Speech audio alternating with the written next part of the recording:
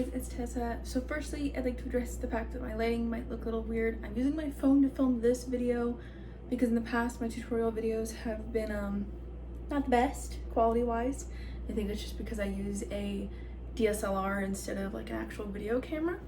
Anyway, on to the actual video. So today we're going to be making what I have coined or called the simple bandana.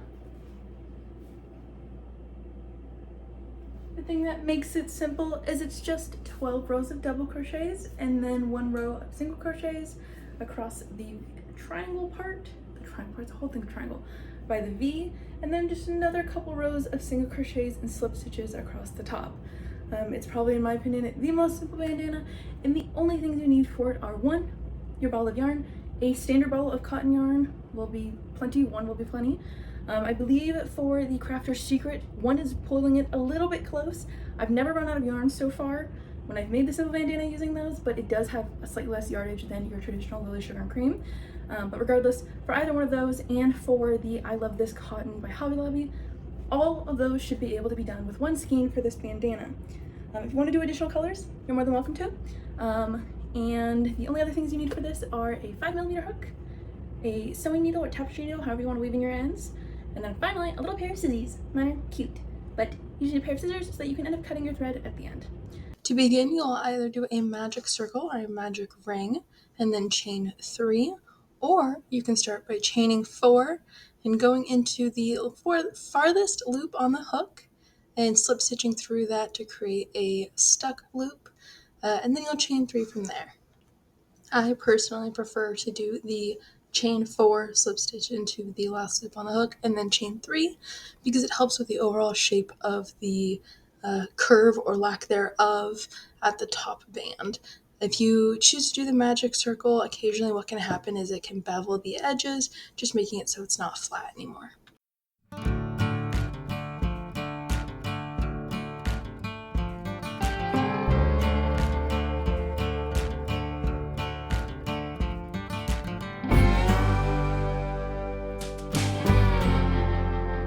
From here, you'll do 3 double crochets. You should have a chain 3 and 3 double crochets.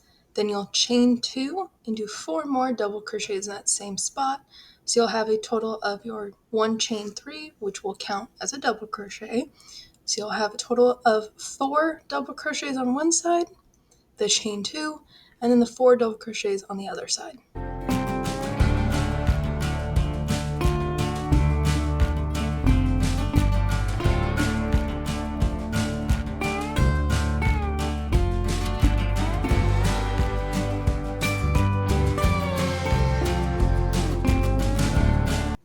And just like that, row 1 is done.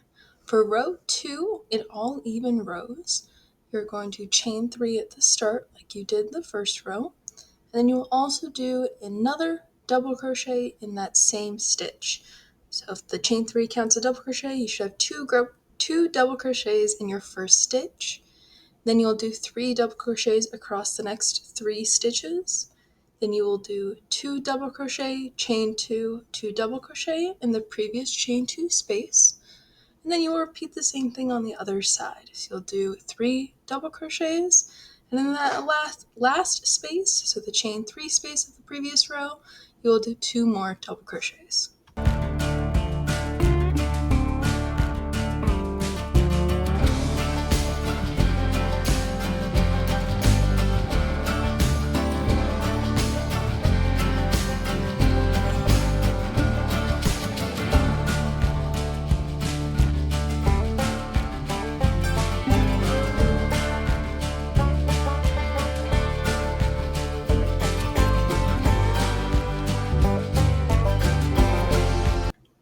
For row 3 and all odd rows, you will chain 3 at the start of the row like you've done previously, and then this time you will add 2 double crochets to that first stitch.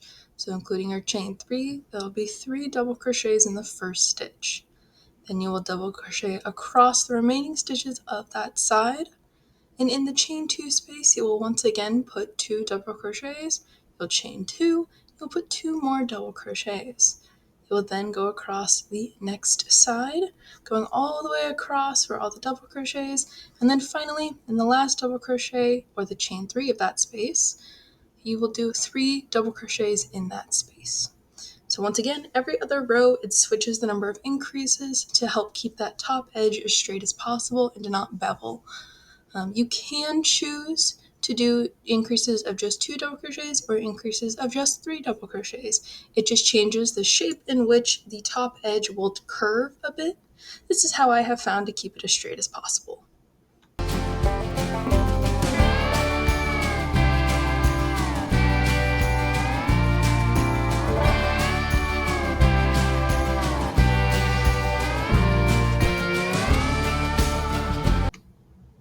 You will continue to repeat the pattern of every even row increasing 2 on each edge, and on every odd row increasing 3 on both edges, for a grand total of 12 rows. So you should only have 12 double crochet rows. Half of them will have increases of 2 stitches on each side, and the other half will have increases of 3 on each side. Again, unless you choose to do this differently, that is up to you. From here, we will tackle the edging as well as the ties for the bandana. The edging for this bandana is called single crochet picot edging. To start, you will do a chain 1 and a single crochet in the first stitch. You will then also do a second single crochet in the next stitch. From here, you will then skip the next double crochet space and then do a single crochet. You will chain 2 and you will slip stitch through the first chain next to the single crochet. So the first chain you made, you'll insert your hook into the back loop and you'll slip stitch it through, and then you will do a single crochet in that same stitch. So one stitch should have a single crochet, the 2 chains slipped into each other, and then you should have another single crochet. You'll continue to repeat the skipping 1 double crochet to do that picot stitch all the way to the end. Sometimes what will happen is the stitch right before the chain 2 space will either become a picot edge space or it'll be a skipped space. If it is a picot edge space, you will just do a normal single crochet there instead. And then if it is a skip space, that is fine as well. It just depends on the number of stitches you started with and if you chose to do the edging increases differently. From here, in the chain 2 space, the only modification we're going to make is doing a single crochet like we've done previously. And then this time you're going to chain 3 instead of 2. It's just going to make it so that that edge sticks out a little bit farther than the rest of the picots, kind of coming to a nice point. So to do a 3 chain picot stitch, you will chain your 3, and then that first chain next to the single crochet will be the one you go into, just like we've done previously. So you should see a tiny little space between stitch 1 and 3, because those will be slip stitched into each other. You'll see an extra space there for that middle chain space. You'll then do another single crochet like you've done previously. So that picot edge there should just be a little bit longer than the remaining ones. And then you'll reverse the pattern on the opposite side. So if your last stitch before the chain 2 space was a skip space, you will skip it. And if it was supposed to be a picot space and you did a single crochet, you'll do the single crochet. You just want to mimic and mirror basically what you've done on the first side. Next is the final edging. The final edging is comprised of 2 rows. The first row is just a set of single crochets all the way across this top there. Depending on the stitch that I'm going into will depend on the number of single crochets I place there. If I'm going across the side of a chain 3 space, there will be a total of 3 single crochets there. If I'm going across a normal double crochet, then there'll only be 2 single crochets that I add into that stitch. For me, this just makes the edge a little bit straighter and again helps with that beveling or curving effect that can occur. It is up to you and what you feel is best for the number of single crochets you place there along the top edge. Do what's best for you. It may take a couple tries to kind of get it perfect. Once you get to the end of that row, you are not going to cut your yarn. Instead, you're going to chain about 45 chains. I know it sounds a little bit long, but it's just to ensure you have enough length to tie it in the back when you're done. So you'll chain 45, and then you will slip stitch starting in the second chain from the hook all the way across to the last chain space.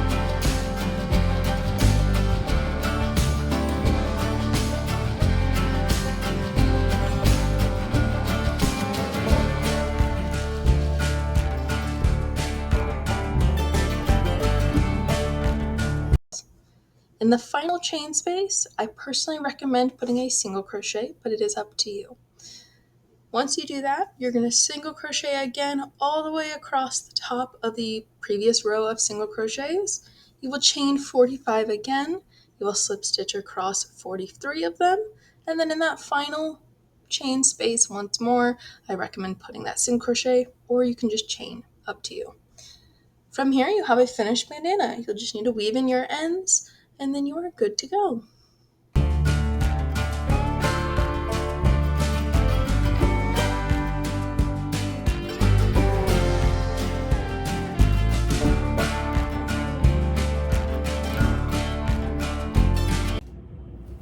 Alright, so that was the simple bandana.